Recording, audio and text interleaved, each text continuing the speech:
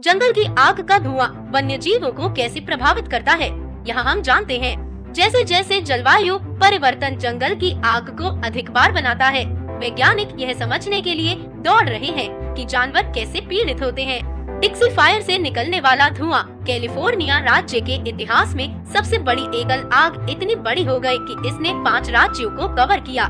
यह अब ज्यादातर समाहित है, लेकिन अपने चरम पर कैलिफोर्निया से नेब्रास्का तक लगभग 2500 वर्ग मील के लोग ओजोन, कार्बन मोनोऑक्साइड और पार्टिकुलेट मैटर सहित आग को भड़काने वाले पदार्थों से विभिन्न प्रकार के विषाक्त पदार्थों में सांस ले रहे थे। वे खांस रहे थे, अपनी चुभती आंखों को रगड़ रहे थे और अस्थमा के दौरे पड़ रहे थे।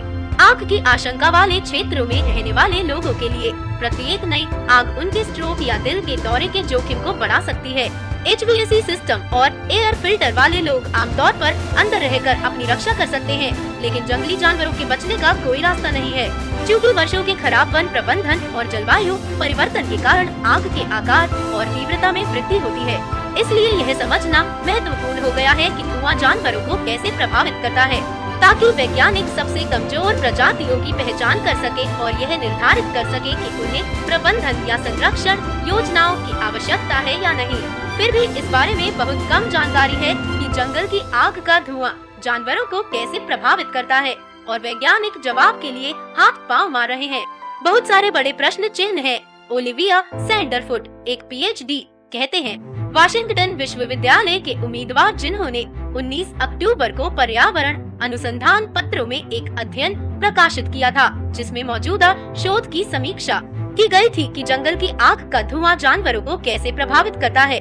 उसे सिर्फ 41 अध्ययन मिले, जो पिछले 20 वर्षों में सबसे अधिक है।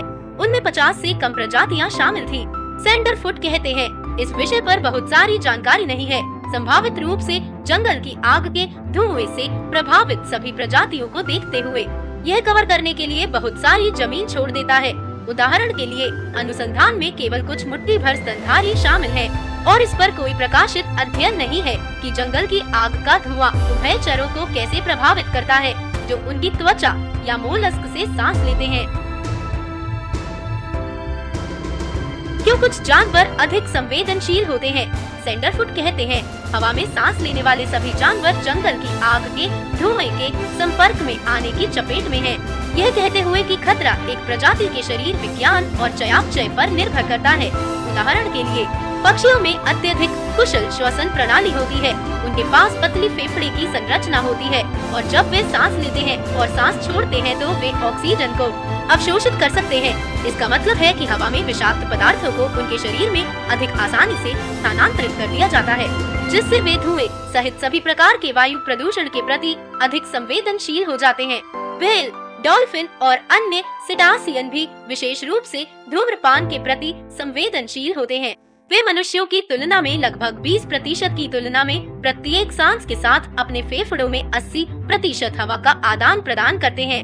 ब्रिटिश कोलंबिया में कृषि मंत्रालय के एक पशु रोग विशेषज्ञ स्टीफन रावर्टी ने पिछले साल नेशनल जियोग्राफिक को बताया कि कणों को छानने में मदद करने के लिए उनके पास साइनस और बलगम जैसी सुरक्षात्मक संरचनाओं की भी कमी है। इस बारे में और पढ़े कि जंगल की आग का धुआं डॉल्फिन और व्हेल को कैसे प्रभावित करता है। मछुआरे, वोल, ग्राउंड बर्ड और अन्य दफनाने वाले जानवरों को उनकी निजी जीवन शैली से कुछ सुरक्षा प्रदान की जा सकती है, जो उनके धुएं के संपर्क को कम करने में मदद कर सकते हैं। हालांकि निचला हमेशा सुरक्षित नहीं होता है, क्योंकि धुएं का फैलाव रासायनिक संरचना, मौसम और भूगोल से प्रभावित होता है। सैंडरफुट का कहना है कि मनुष्यों की तरह जानवरों में धुएं सांस लेने की चोटों के लक्षणों में श्रम या तेजी से सांस लेना, घरघराहट, उताई, खांसी और नाक से झाग शामिल हो सकते हैं। कार्बन मोनोऑक्साइड भ्रम, स्तब्धता और मृत्यु का कारण बन सकता है। इसके अलावा कण फेफड़ों में गहराई तक जा सकते हैं और लंबे समय तक चलने वाली प्रतिरक्षा प्रतिक्रिया और सूजन को ट्रिगर कर सकते हैं। श्वसन और हृदय स्वास्थ्य को नुकसान पहुंचा सकते हैं, प्रतिरक्षा प्रणाली को दबा सकते हैं और कोशिकाओं को खुद की मरम्मत करने से रोक सकते हैं। एक रूसी प्रयोगशाला में नर चूहे जो धुएं के संपर्क में आने के ठीक बाद पैदा हुए थे की नकल की गई जंगल की आग में संतानें थी, जो अधिक चिंतित थी और बिगड़ा हुआ संज्ञानात्मक कार्य का सबूत दिखाती थी। कैलिफोर्निया में नेशनल प्राइमेट सेंटर में रहने वाले शिशु रीसस मकाक जब 2008 की गर्मियों में क्षेत्रीय जंगल की आग के धुएं से भर गए थे, तो किशोरावस्था में फेफड़ों की क्षमता कम हो गई और प्रतिरक्षा प्रतिक्रिया कमजोर हो गई। सैन डिएगो में अमेरिकी नौसेना की सुविधा में कैप्टिव बॉटलनोज डॉल्फिन ने निमोनिया की उच्च दर, साथ ही एक प्रमुख जंगल की आग के बाद संभावित फेफड़ों की चोट के सबूत दिखाए।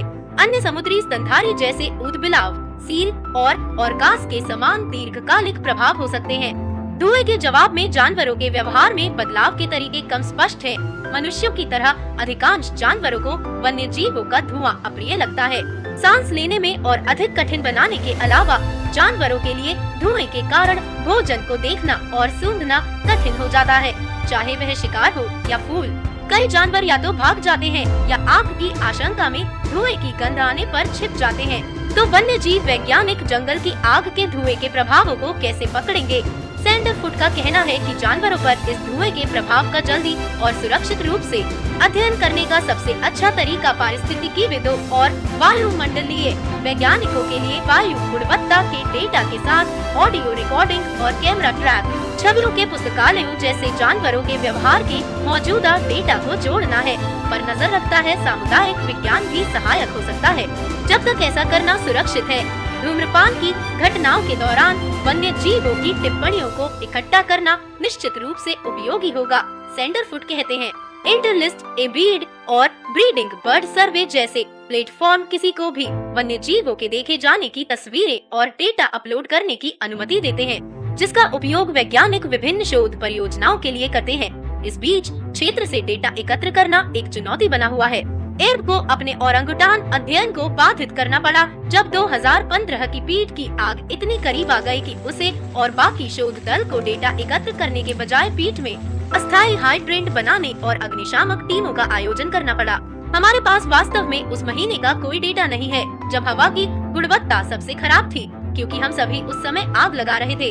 हमने उस महीने के लिए अपनी दूरबीनें हटा दी और अपने फायर होज निकाल लिए। वह कहती है, और फिर यह एक चमत्कार की तरह था। वह कहती है, आकाश खुला ऊपर और बरसने लगा और मुझे नहीं लगता कि मैंने कभी व्यक्तिगत रूप से उस तरह के आनंद का अनुभव किया है। हम बस इसके सामने नाच रहे हैं। यह काफी अद्भुत था। अगर आपको हमारा कंटेंट पसंद है तो सब्सक्राइब करना ना भूलें।